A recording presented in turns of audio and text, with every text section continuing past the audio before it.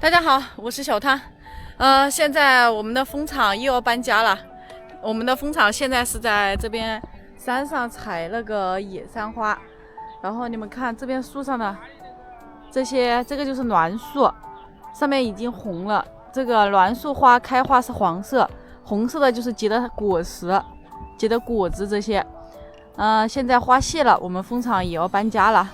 然后这是我们请的货车来帮我们搬家的货车。帐篷已经拆了，全部都放到风车上面去了。生活用品附件全部都已经装到车上了，看，对。然后现在我们要等天黑，等天黑的时候啊，小蜜蜂它就会归巢嘛。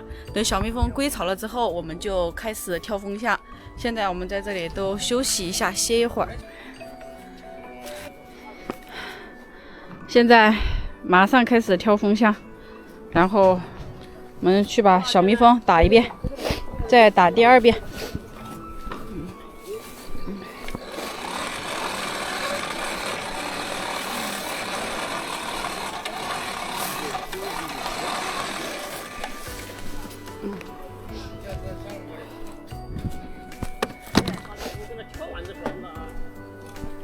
来，各一个挑一个。这里也可以挑啊，这。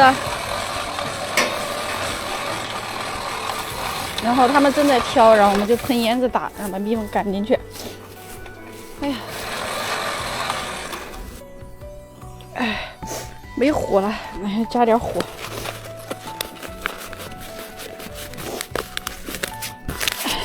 还可以。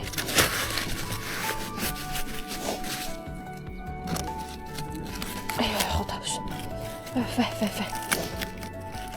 快！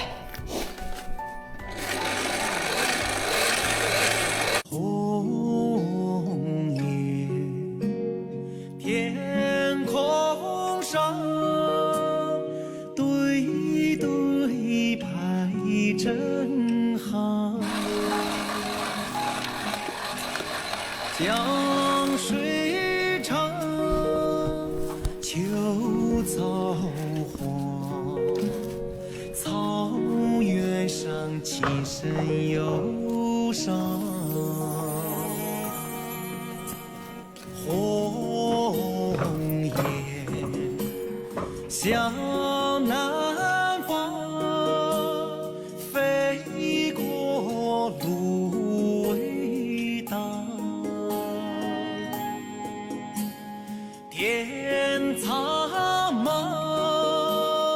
雁何往？心中是北方家乡。天苍茫，雁何往？心中是北方家乡。现在我们蜂箱已经装了有一半了，这下面要把它码满，这要码1、2、3，要码4层，只要最高1层就可以了。江水长，秋草黄，草原上琴声悠。看，还最后几弹，我们就跳完了。现在天也快黑了，我们的风车也已经装好了，但是我们要把它全部码上去之后，然后再把它绑紧之后就可以出发了。